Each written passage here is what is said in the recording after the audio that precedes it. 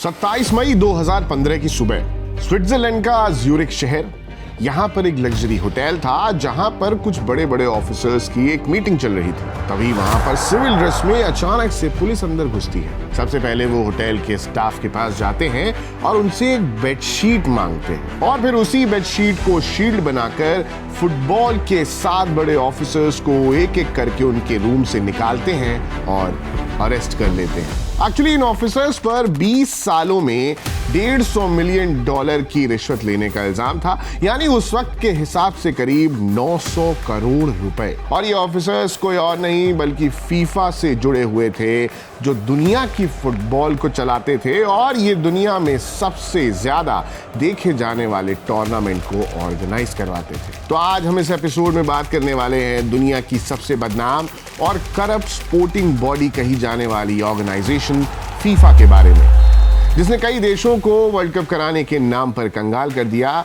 साथ ही हम बात करेंगे एक ऐसे जर्नलिस्ट की जिस पर फीफा के ऑफिसर्स ने थूका, मारा और धमकाया, लेकिन फिर भी इस शख्स ने पूरे सिस्टम की पोल खोल के रख दी। नमस्कार, मेरा नाम है अंकित, आप देख रहे हैं जस्ट का शो खेलवर्स।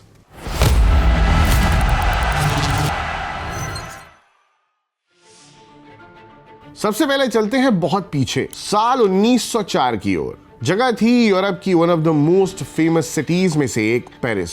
यहाँ एक छोटे से कमरे में 7 देशों के कुछ लोग इकट्ठा हुए। France, Belgium, Denmark, Netherland, Spain, Sweden और स्विट्जरलैंड। और अब इन सबकी एक कॉमन प्रॉब्लम थी, फुटबॉल हर देश में खेला जाता था लेकिन हर जगह नियम अलग होते थे। ऐसे में एक देश की टीम दूसरे देश से खेलती तो झगड़ा हो जाता। तो इन लोगों ने तय किया कि भाई एक ऐसी ऑर्गेनाइजेशन बना लेते हैं जो पूरी दुनिया के लिए फुटबॉल के एक जैसे रूल्स बना दे और इस झगड़े को खत्म कर दिया जाए। तब जाकर एक ऑर्गेनाइजेशन का जन्म होता है जिसका नाम रखा जाता है फेडरेशन इंटरनेशनले डे फुटबॉल एसोसिएशन, और इसे ही शॉर्ट में फीफा कहते हैं। अब शुरुआत में फीफा के पास न पैसा था न पावर। ये सारे के सारे लोग एमेचर थे, यानी शौकिया, पैसे के लिए नहीं बल्कि खेल के लिए पैशनेट थे और उसी लिए काम करते थे। और फिर कुछ समय बाद एक फ्रेंचमैन आया, जूल्स रिमेट, जिसके दिमाग में एक आइडिया था जो फुटबॉल को हमेशा के लिए बदलने वाला था। उसने कहा क्यों ना हर 4 साल में एक ऐसा टूर्नामेंट कराया जाए जिसमें पूरी दुनिया की टीम्स आपस में खेलें और एक चैंपियन चुना जाए। आइडिया तो बढ़िया था और इसे नाम दे दिया गया फीफा वर्ल्ड कप, जिसका पहला आयोजन साल 1930 में उरुग्वे में हुआ। और तब किसी को यह नहीं पता था कि ये छोटा सा टूर्नामेंट एक दिन दुनिया का सबसे बड़ा खेल का तमाशा बन जाएगा और जिसके पीछे अरबों डॉलर्स का खेल चलेगा। तो अब शुरू में कुछ डेकेड्स तक फीफा एकदम साफ सुथरी ऑर्गेनाइजेशन बनी रही। फिर साल 1961 से 1974 तक फीफा को एक ब्रिटिश प्रेसिडेंट मिला, सर स्टैनली राउस। पुराने प्रेसिडेंट्स की तरह ही ये शख्स भी बेहद पुराने ख्यालों का आदमी था। ये फुटबॉल को धंधा नहीं खेल समझता था और वर्ल्ड कप भी होता था तो बहुत पैसा कमाने में इसका कोई खास इंटरेस्ट नहीं था। और इसी दौर में दूर ब्राजील में बैठे एक आदमी की नजर इस टूर्नामेंट पर पड़ी। वो फीफा की कुर्सी पर बैठना चाहता था और इस आदमी का नाम था जोआओ डी हवालांगे। पेशे से एक वकील और एक बिजनेसमैन, काफी एम्बिशियस, यानी बहुत ऊंचे सपने देखने वाला आदमी। और फिर वो ये बात ठान लेता है कि एक दिन वो फीफा का प्रेसिडेंट बनेगा, जिसके लिए उसने एक चालाक रास्ता चुना। उस वक्त फीफा में हर देश का एक वोट होता था, अब चाहे वो छोटा देश हो या बड़ा देश। यानी एक छोटे अफ्रीकन कंट्री का वोट भी उतना ही इंपॉर्टेंट था जितना इंग्लैंड का। पुराने प्रेसिडेंट राउस ने अफ्रीका और एशिया के छोटे देशों को इग्नोर किया था, लेकिन हवालांगे ने यहीं अपने लिए अपॉर्चुनिटी देखी। वह अफ्रीका और एशिया के देशों में घूमा और उसने वहां वादा किया कि मैं तुम्हें वर्ल्ड कप खेलने का मौका दिलाऊंगा, तुम्हारे देश में फुटबॉल के लिए पैसा भिजवाऊंगा। यहां तक कि उसने कुछ गरीब देशों की फीफा मेंबरशिप की फीस तक अपनी जेब से भर दी और उसके बदले में उसको उनका वोट मिल गया। और 1974 में जब वोटिंग हुई तो हवालांगे जीत गया और पहली बार फीफा का प्रेसिडेंट कोई नॉन यूरोपियन आदमी था। अब हवालांगे के सामने एक मुसीबत थी, दुनिया भर में फुटबॉल फैलाने के लिए पैसे बांटना, और इसके लिए फीफा को बहुत सारे पैसों की जरूरत थी। लेकिन फीफा का खजाना बिल्कुल खाली था और यहीं इस कहानी में एंट्री होती है एक जर्मन आदमी की, होस्ट डैजलर, जिसके बारे में जानना आपके लिए बहुत इंपॉर्टेंट है। होस्ट डैज़लर जूते बनाने वाली कंपनी एडिडास के मालिक का बेटा था। ये वही एडिडास है जिसके कपड़े जूते आज भी हम पहनते हैं। होस्ट एक जीनियस आदमी था और उसे एक बात समझ आ गई थी जो उस वक्त जमाने में किसी को नहीं समझ आई थी। वो ये कि इस खेल को बेचा जा सकता है, प्लेयर्स को बेचा जा सकता है, टूर्नामेंट को बेचा जा सकता है, उनके नाम को, और बाकी सबको पैसों में कन्वर्ट किया जा सकता है। डैज़लर ने हवालांगे के साथ हाथ मिलाया और कहा कि मैं तुम्हारे लिए बड़ी बड़ी कंपनी से पैसे लाऊंगा।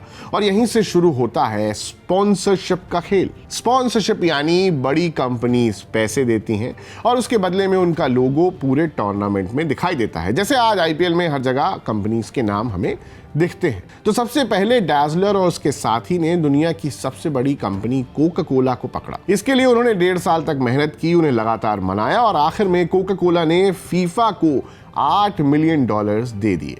और ये पहली बार था कि कोई कंपनी किसी खेल ऑर्गेनाइजेशन की स्पॉन्सर बनी। दरवाजा खुला और कोका कोला के बाद मैकडॉनल्ड्स आई और फिर एक एक करके कई और कंपनीज। फीफा के लिए मानो पैसों का नल खुल गया। अब बहुत सारा पैसा आ रहा था और इस घटना पर एक साथी ने बाद में कहा था कि the money we brought into FIFA through Coke was clearly changing the face of the federation. पर असली खेल था टेलीविजन राइट्स। हवालांगे ने एक नियम बनाया कि अगर किसी टीवी चैनल को वर्ल्ड कप दिखाना है तो उसके लिए पैसे देने होंगे और दुनिया भर के चैनल पैसे देने को तैयार हो गए, क्योंकि वर्ल्ड कप सबसे ज्यादा देखा जाने वाला स्पोर्टिंग इवेंट बन गया था। और 1982 में डैज़लर ने एक अलग कंपनी बनाई, ISL। इस कंपनी का काम था फीफा की स्पॉन्सरशिप और टीवी राइट्स को बेचना। और यहीं से असली गड़बड़ शुरू होती है। ISL को फीफा के राइट्स बेचने का काम बिना किसी खुली बोली के मिल गया, यानी कोई और कंपनी इससे ज्यादा पैसे देने को तैयार भी हो तो भी काम ISL को ही मिलेगा। क्यों? क्योंकि डैज़लर और हवालांगे की अच्छी दोस्ती थी। एक बार तो एक कंपनी ने 2 अरब स्विस फ्रैंक का भी ऑफर दिया, वो भी ISL से कहीं ज्यादा। इसके बावजूद फीफा ने उस ऑफर का रिप्लाई तक नहीं दिया। अब आसान भाषा में कहें तो फीफा अब एक साफ सुथरी ऑर्गेनाइजेशन नहीं रह गई थी। वो पैसा छापने की एक ऐसी मशीन बन चुकी थी जहां सिर्फ पैसा था और हवालांगे की लालच।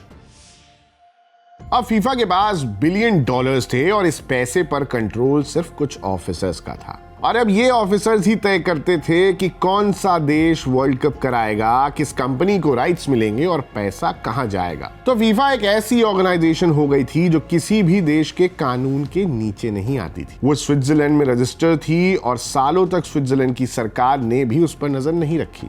यानी ये ऑफिसर्स एक ऐसी दुनिया में बैठे थे जहां कोई उनसे सवाल पूछ ही नहीं सकता था। अब इसे ऐसे समझिए कि जो देश वर्ल्ड कप कराता है उस पर पूरी दुनिया की नजर होती है। करोड़ों टूरिस्ट, $1 बिलियन का बिजनेस, और इस वजह से कोई भी देश ये हक पाने के लिए कुछ भी करने को तैयार था। और फीफा के ये ऑफिसर्स वर्ल्ड कप दिलाने के बदले घूस लेते थे, कैश, एक्सपेंसिव गिफ्ट्स और गहने।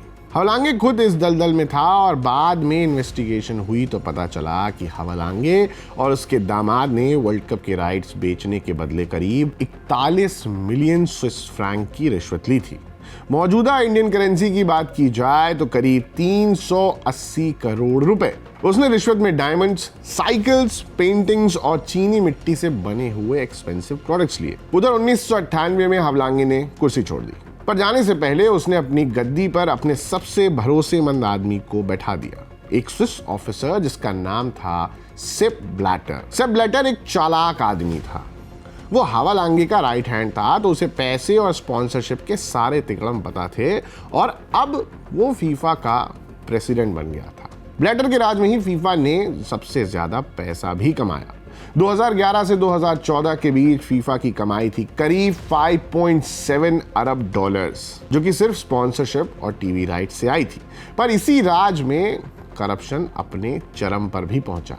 सबसे बड़ा स्कैंडल 2010 में हुआ। फीफा को तय करना था कि 2018 और 2022 का वर्ल्ड कप कौन कराएगा, और फिर एक ही दिन में 2 डिसीजंस हुए। रशिया को 2018 और कतर को 2022 का वर्ल्ड कप होस्ट करने को मिल गया। अब अगर कतर की बात की जाए तो यहाँ फुटबॉल का इतना खास कल्चर भी नहीं था और गर्मी में टेम्परेचर 50 डिग्री तक पहुंच जाता है, तो इस देश में फुटबॉल खेलना कितना कठिन था। फिर भी कतर को वर्ल्ड कप ऑर्गेनाइज करने को मिल जाता है। अब ऐसे में सवाल उठता है कि आखिर ऐसा क्यों हुआ और कैसे हुआ। आरोप लगा कि कतर ने वोट खरीदे थे। बाद में पता चला कि एक रशियन कंपनी ने भी 2018 का वर्ल्ड कप पाने के लिए करीब $80 मिलियन दिए थे। मौजूदा इंडियन करेंसी में बात की जाए तो 754 करोड़ रुपए। अब फीफा ने सबको इन्वेस्टिगेट करने के लिए एक अमेरिकन लॉयर बुलाया, माइकल गार्सी। इस आदमी ने 2 साल की मेहनत की और 350 पन्नों की एक रिपोर्ट बनाई, जिसमें उसने फीफा के लालच, रिश्वत और उसे छुपाने की पूरी पोल खोल दी।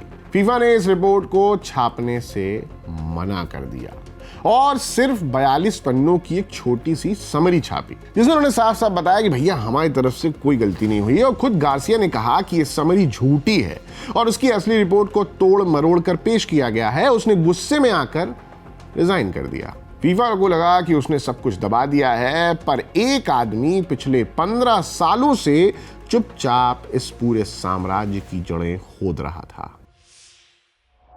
नाम एंड्रयू जेनिंग्स, जो कोई आम पत्रकार नहीं बल्कि एक इन्वेस्टिगेटिव जर्नलिस्ट था। एक ऐसा पत्रकार जो खेल के स्कोर नहीं लिखता था बल्कि खेल के पीछे गंदे सच को खोदकर बाहर निकालता है।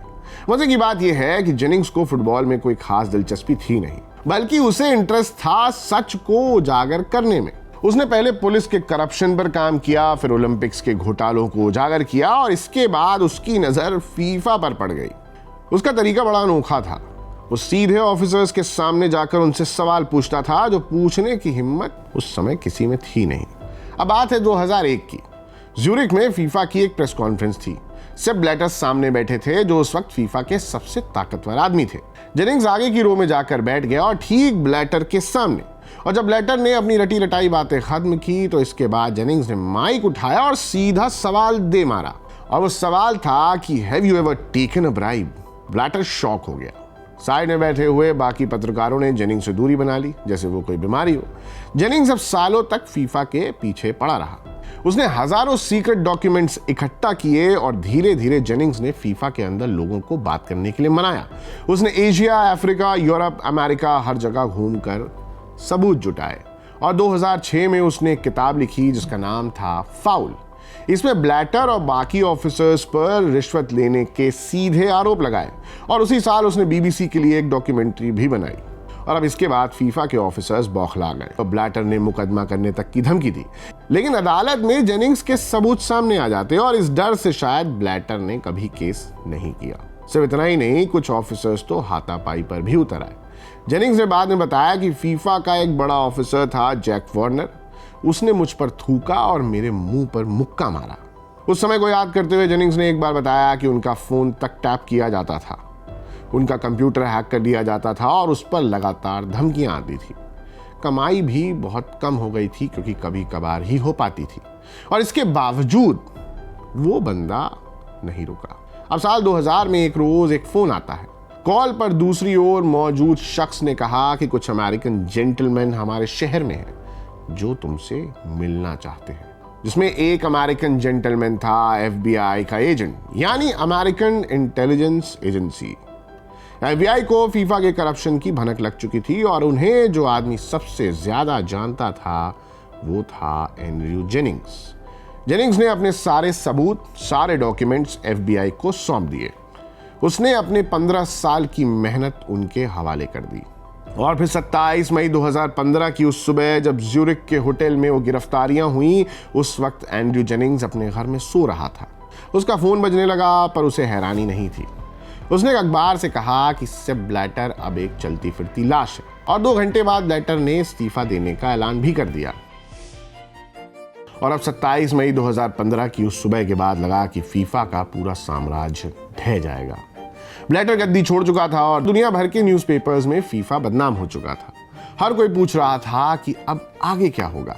फिर फरवरी 2016 में फीफा को एक नया प्रेसिडेंट मिला, जियानी इन्फेंटिनो, एक स्विस इटालियन एडवोकेट जो पहले यूरोप की फुटबॉल ऑर्गेनाइजेशन यूएफा से जुड़े थे। अब वो एक उम्मीद बनकर आए। बड़े बड़े वादे किए कि ट्रांसपेरेंसी लाएंगे, डेमोक्रेसी लाएंगे और अकाउंटेबिलिटी होगी। उसने कहा कि अब ऑफिसर्स मनमानी नहीं कर पाएंगे, अब मेरा राज है। और शुरुआत में भाई चेंजेस हुए भी।